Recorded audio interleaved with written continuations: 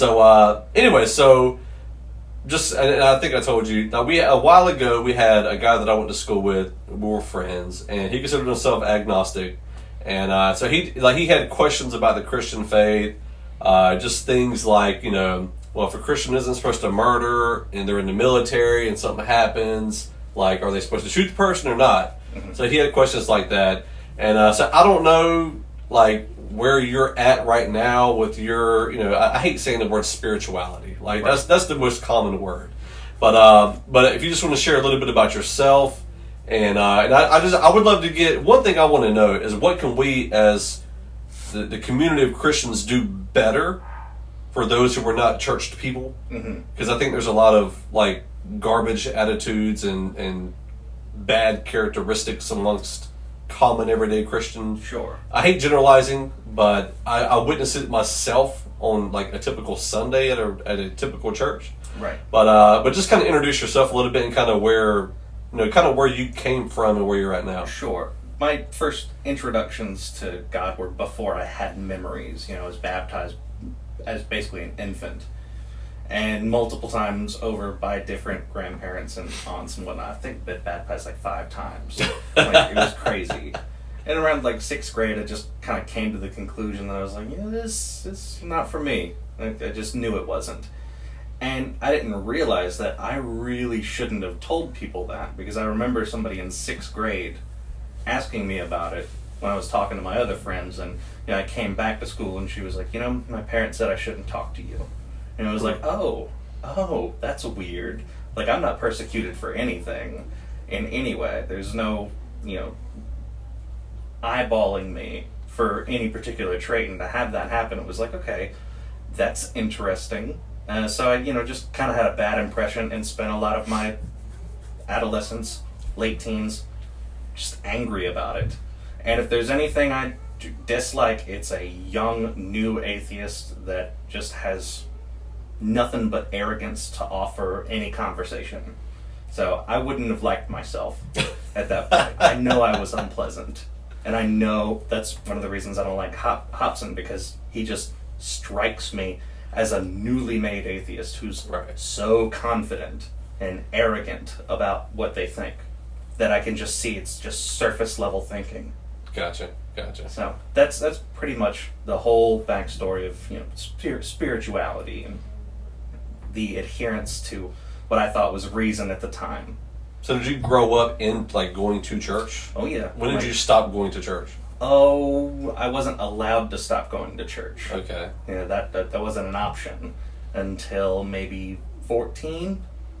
So, and that was with my grandparents.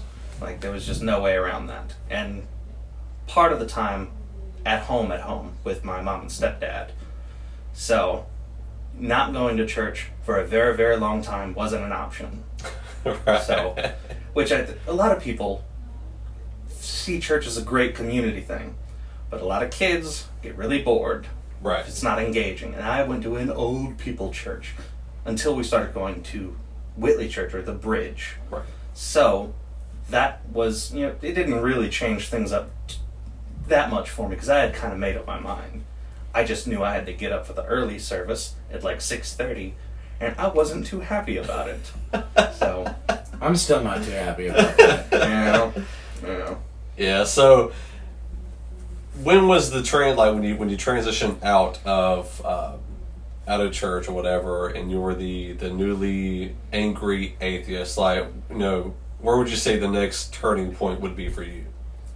When I was about 19, I moved back to North Carolina from Pennsylvania, and I was trying to reestablish a social network, and Whitley Church had become the Bridge, and there was one off of Highway 13, I think, right beside Berkeley Mall, and I went back there. I started working in the sound booth, and I accumulated a group of friends, and they were all really cool, and it's stopped being angry about stuff. Started realizing that, if I don't tell these people, I don't believe they're cool. That's interesting. So, I mean, if you don't mind me asking, so why did you decide to go to church? Was it just for the social circle? Just for the social circle. I didn't get anything out of it. Right. Me and Pastor Farrell were on a first name basis. he would do this, like, he knew that I didn't believe, and he would do this thing where he would plan out a sermon, he would print it up in an abysmal looking, like, spreadsheet. It's like, sir, you gotta fix this, and I would go along with it, and, you know, we would just have these talks. Same thing with Pastor Andy at the time.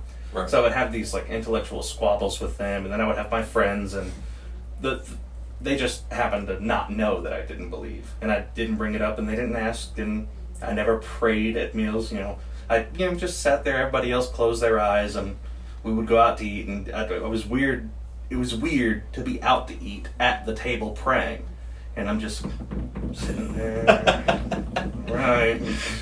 Were they like really long prayers, or were they short and sweet? It wasn't like Southern Baptist Okay. prayers, but you know, they existed. Right. Yeah, I will say, I mean, they don't listen to the show, but Pastor Andy's a cool guy. I don't think I've ever heard anything bad about him from anybody, so... Yeah, never once. And Pastor Farrell, when he was there.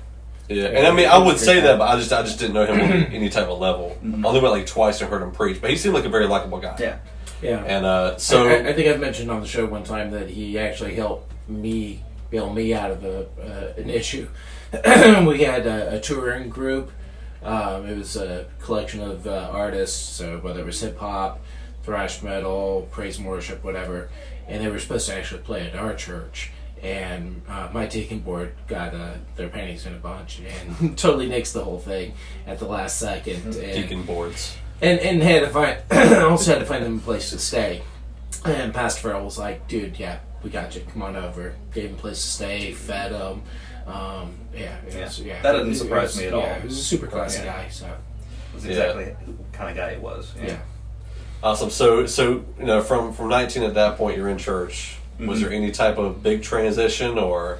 No, not really. I realized at one point it's like, okay, all right, it's getting kind of old. I've been doing this for maybe 7-8 months, and you know, I'm not getting anywhere, and I start making videos online because I hear a lot of bad arguments at church. Right. And I'm not allowed to respond to them from the crowd, and neither would I, because that's not very socially acceptable. So I would respond to the ideas that I came across online. And the church found out about that, and they asked me to stop with the audio stuff during the sermons, and they didn't want me involved. And my friends found out about the videos, and my girlfriend found out about the videos, and she didn't mind so much. She was part of that social group. But, you know, they just didn't appreciate it very much. So I had a whole YouTube channel, and they were like, okay, Ryan Gray's a problem. That's pretty much how it turned out. It's like, we need to do something about this. So when that happened, I was like, yo, forget this, I'm good. And then I started siloing myself off and spending less time with people in general, just kind of deciding, I did this for the people aspect of it. Maybe I don't actually need that. And it turns out I don't. But at the time, being, you know, brand new 20-year-old, it's a good idea to have friends. Right. Right. Yeah. So where would you say you're at now? Now, if you don't bother me, I don't have any problem with what you believe. Right. If you don't hurt anybody else, I don't have any problem with what you believe. There are instances that bother me. I can know somebody for a really long time, and then they can become a Christian. You know, they, reinvigorate their faith. And then they start using phrases that's out of their common lexicon. Right. Out of nowhere, they'll just start talking about the Lord and capitalizing it. And it's like, I know you. That's not you. You know, you're playing a part here, and I'm fine with it. But come on, it's just really weird to watch that happen, especially to someone close to me who never thought like that before. And now I'm sitting here watching it unfold, and it's like, okay, all right, trying to be cool. Let's just not talk about it. Ultimately, that's where I find myself more often than not. Let's not talk about it. Right. So. Yeah, it's interesting because I think, you know, you were talking about like the new angry atheist. Mm-hmm. You know, Christians, they have that honeymoon phase where you know, they get saved or they rededicate their life to Christ, and you know, it's just like, I got to go out and evangelize everybody. Right. Together, like Ryan. Well, and I gotta go talk to and Ryan. on top of that, not really knowing why they believe what they think that they believe. Exactly. And so, how does someone like that come up to you and then start to have a conversation with you? Well, they can't, because you're going to start to ask them questions and question their faith, and they're not really going to have a leg to stand on. It's just because the Bible says so. Right. Kinds of stuff. And I get that and all, but, it's definitely a problem, I think, that I see more often than not in churches. Right. It's just, you got so many new believers that are just too anxious to jump out there and proselytize. And the problem is real positive changes start happening to them. Because usually the reason they do it is because they were screwing up. And when you screw up, you don't have a moral framework. You don't have a set of guidelines to keep you on a positive loop, to keep you going uphill. So when you become a Christian, you reinstantiate a prohibitory moral code. And sometimes that's all you need. You don't need to focus on doing good things. You just need to focus on not doing stupid things that make things worse. And it's hard to sit there and say, you're a more annoying person now. I like that things are improving for you, but let's not talk about it. Right. It's a real. I'm holding contradictory thoughts in my head. Like, I'm happy this is happening for you. Just going back and forth between those two things, not sure about how to even engage with them without some kind of clash that is really unnecessary. Right. Well, and it's a personality thing. Mm-hmm. So you can be happy for somebody that something's good for them, that there's a positive change in their lives, but you still annoy the crap out of me. I'm sorry. I love you, but I don't have to like you. Yeah. Kind of a thing. And I just got to be 100% honest. Like, when lie to us, lie. We're on the porch. So sometimes, I get around Christians, and the only thing that they can respond with on like a regular, completely unrelated question is something like, that's in the Lord's will, or something like that. And me, as a believer, a cop-out phrase. As a pastor, I mean, it could be about nothing. Like, it could just be about, like, somebody called out of work. Like, oh, yeah, well, and they'll just bring out, like, a cliche Christian line. And I'm like, that doesn't make sense. That's hilarious. It doesn't make sense. It's so funny. And I'm a believer. I teach Bible study, like, all that stuff, I check the boxes for the most part. And even for me, it's like, that's not, like, I mean, it just sounds like you're trying too hard. Yeah. Right? And so I could understand where, somebody like in your position, when you're talking to somebody and you're friends with them, and then they just all of a sudden just go from, like, being, JB to Jason Daniel Bordeaux. Mm-hmm. Like, they completely change. So I can understand that. And and this is kind of the thing that, one of the questions that I was thinking, like, what would you say that you've witnessed that's been like the good, the bad, and the ugly?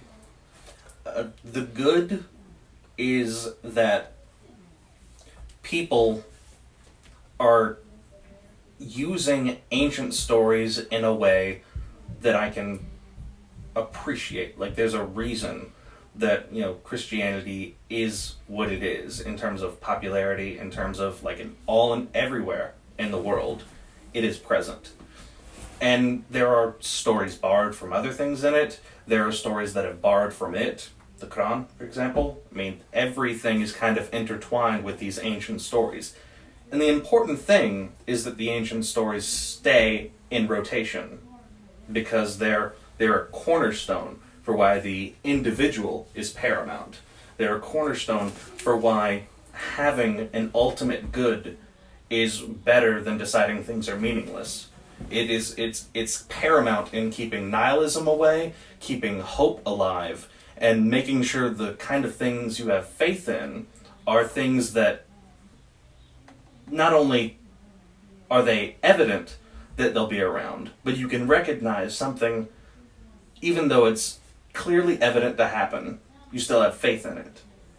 So, the stories presenting themselves over and over again is the good.